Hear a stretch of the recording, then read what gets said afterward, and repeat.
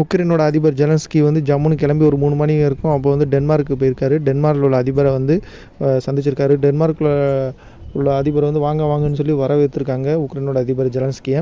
மேலும் இவங்க வந்து டென்மார்க்கும் உக்ரைனுக்கும் இடையே உள்ள ஒப்பந்தங்கள் ஒன்று போட்டிருக்காங்க. என்ன ஒப்பந்தம்னா, உக்ரைனுக்கு தேவையான ஆயுதங்களை உற்பத்தி செய்யக்கூடிய தொழிற்சாலை டென்மார்க்கில் வச்சு நிறுவுறாங்க. அந்த டென்மார்க்லேருந்து ஆயுதங்களை ப்ரொடக்ஷன் பண்ணி உக்ரைனுக்கு அனுப்புகிற மாதிரியும், மேலும் இவங்க ரஷ்யாவுக்கு வந்து அழுத்தம் தர்றதில் மிக முக்கியமான நாடாகும். அதை மாதிரி உக்ரைனை ஆதரிக்கிறதுல மிகவும் முக்கியமான நாடு டென்மார்க் ஆகும் அப்படின்னு சொல்லி 2 பேரும் பேசிக்கிட்டாங்க.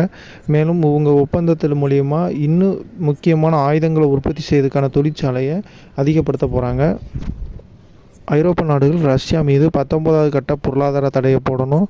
இந்த தடையின் மூலயமா ரஷ்யா வந்து இராணுவ தாக்குதல் நிறுத்திட்டு ரஷ்யா வந்து அமைதி ஒப்பந்தத்துக்கு வரணும், அந்த அளவுக்கு நீங்கள் அழுத்தத்தை கொடுக்கணும் அப்படின்னு சொல்லி டென்மார்க் நாட்டு அதிபரோடு பேசியிருக்காரு. டென்மார்க்குக்கும் மற்றும் உக்ரைனிய நாட்டு மக்களுக்கும் இடையே மிகவும் இணக்கமான நட்புறவு உள்ளது. இந்த நட்பு வலுவாக உள்ளது. இதுக்கு நாங்கள் நன்றி தெரிவித்துக் கொள்கிறோம் என உக்ரைனிய அதிபர் ஜெலன்ஸ்கி சொல்லியிருக்காரு.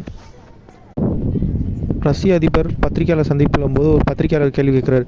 மிஸ்டர் பிரசிடெண்ட், நீங்கள் ஜெலன்ஸ்கி சந்திக்கணும்னு ஆசைப்பட்டால் நீங்கள் சந்திக்க அனுமதி அளிப்பீங்களா அப்படின்னு கேட்டதுக்கு, கண்டிப்பாக அவர் சந்திக்கணும்னு நினச்சா அவர் வந்து மாஸ்கோவில் வந்து சந்திக்கட்டும், கண்டிப்பாக வரட்டும் அப்படின்னு சொல்லி புட்டின் சொல்கிறாரு.